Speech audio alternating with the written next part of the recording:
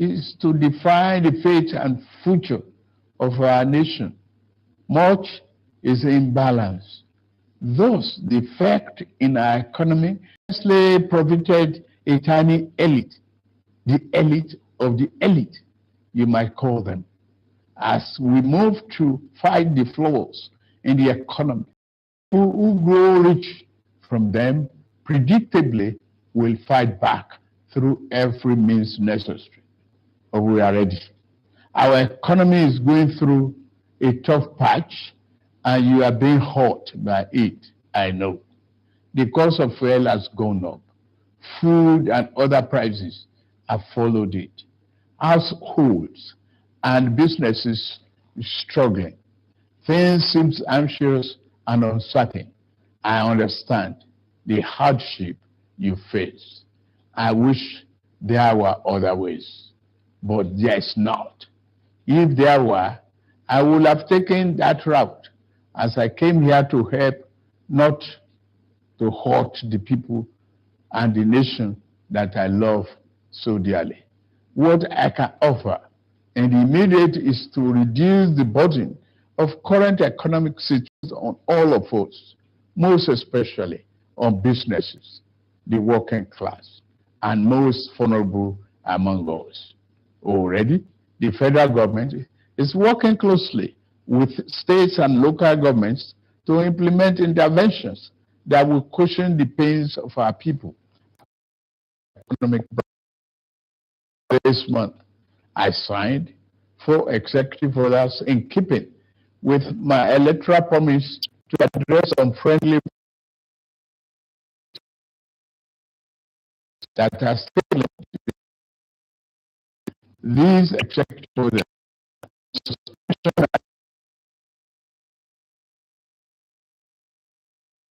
offers a headroom to businesses in manufacturing sector to continue to thrive and expand, to strengthen the manufacturing sector, increase its capacity to expand and create good paying jobs. We are going to spend 75 billion between July 2023 and March 2024. Our objective is to fund minimum of 75 enterprises with great potential to kickstart a sustainable economic growth, accelerated structural transformation, and improved productivity. Each of these 75 manufacturing enterprises will be able to access billion maximum of 60 months repayment, maximum of 9% per annum, with maximum of 60 months repayment. Our administration recognizes the importance of micro, small, and medium-sized enterprises and the sector as the drivers of growth. We are going to energize this important sector with 125 billion. Out of the sum, we will spend 50 billion conditional grant to 1 million nano businesses between now and March 24. Our target is to give a minimum of 50,000 each to 1,300 nano businesses owners in each of the 774 local governments across the country. Ultimately, this program will further drive financial inclusion by onboarding beneficiaries into the formal banking system. In like manner, we will fund 100,000 MSMEs and startups with 75 billion. Under this scheme, each enterprise promoter will be able to get between 500,000 and 1 million at the maximum 9% interest per annum and repayment period of 36 months to annum and repayment period of 36 months to forest farmers and associations and the operators within the agricultural value chain. In short, and in immediate terms. We will ensure stable food are available and affordable. To this end, I have ordered release of 200,000 metric tons of grains from strategic reserves to households across the 36 states and FCT to moderate prices. We are also providing 225,000 metric tons of fertilizer, seeding, and other inputs to farmers who are committed to our food security agenda. Our plan to support cultivation of 500,000 hectares of farmland and all year-round farming practice remain on course.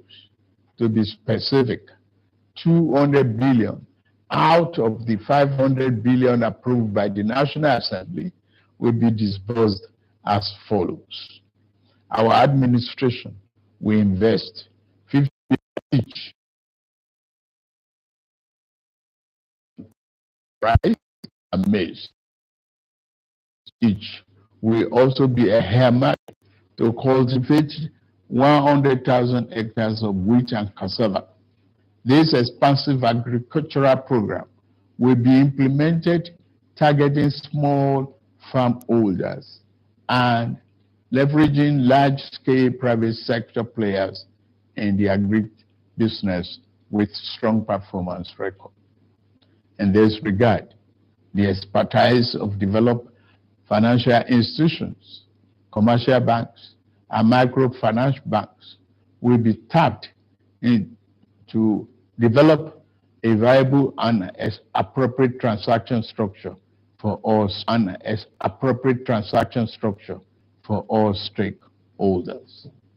Fellow Nigerians, I made a solemn pledge to work for you, how to improve welfare and living conditions is of paramount importance to me, and it is the only thing that keeps me up day and night. It is in the light of this that I approved the infrastructure support for the states. This new infrastructure fund will enable states to intervene, to invest and bring relief to many of the pain points, as well as revamp our decaying healthcare and infrastructure.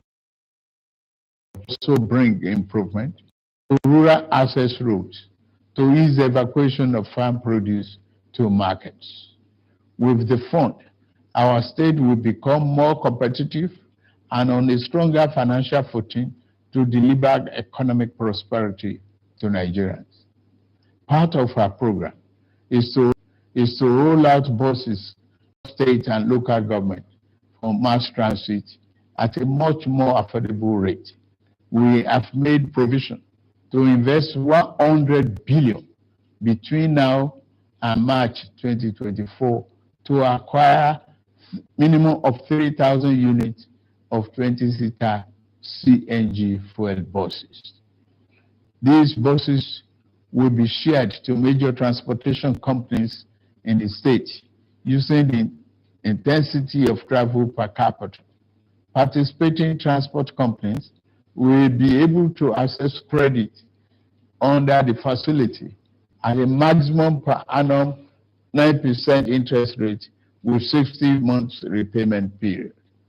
And this in the same way, working in collaboration with labor unions to introduce a new national minimum wage for workers. I want to tell you, our workers, that this, your salary review is coming. Your salary review is coming. Once we agree on the minimum wage and general upward review, we will make budget provision for it for immediate implementation.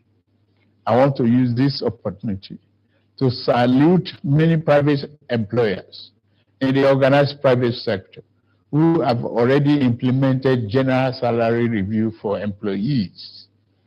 Fellow Nigerians, this period on us, and there is no doubt that it's tough on us. But I urge you all to look beyond the present temporary pains and aim at the larger picture.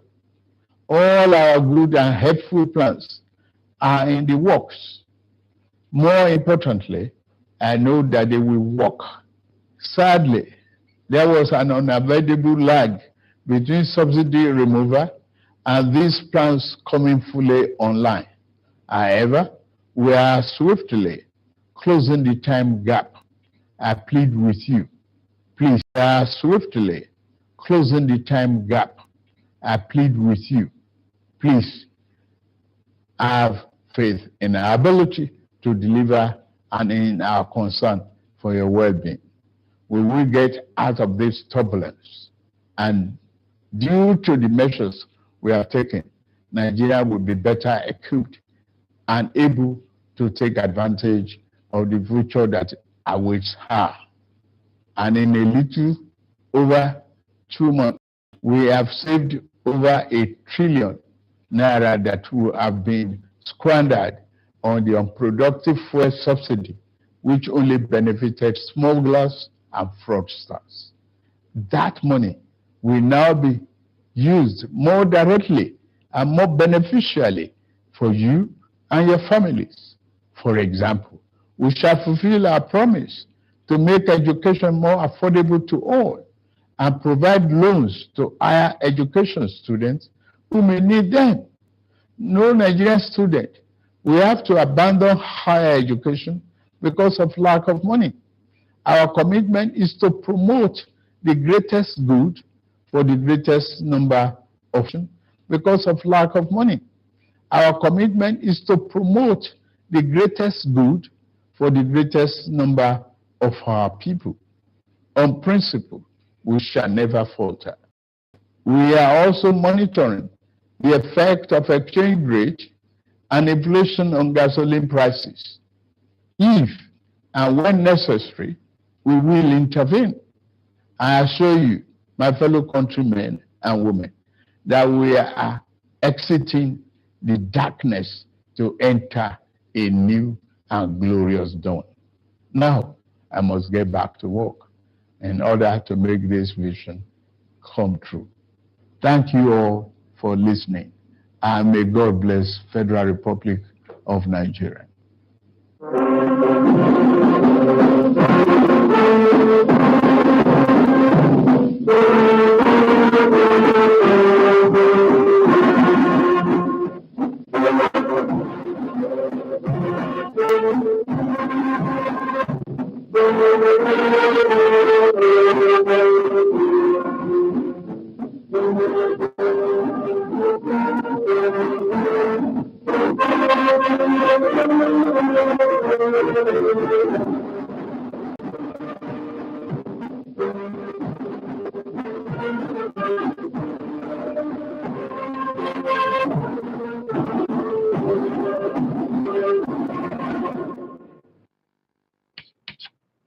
Who wants to tell me the answer?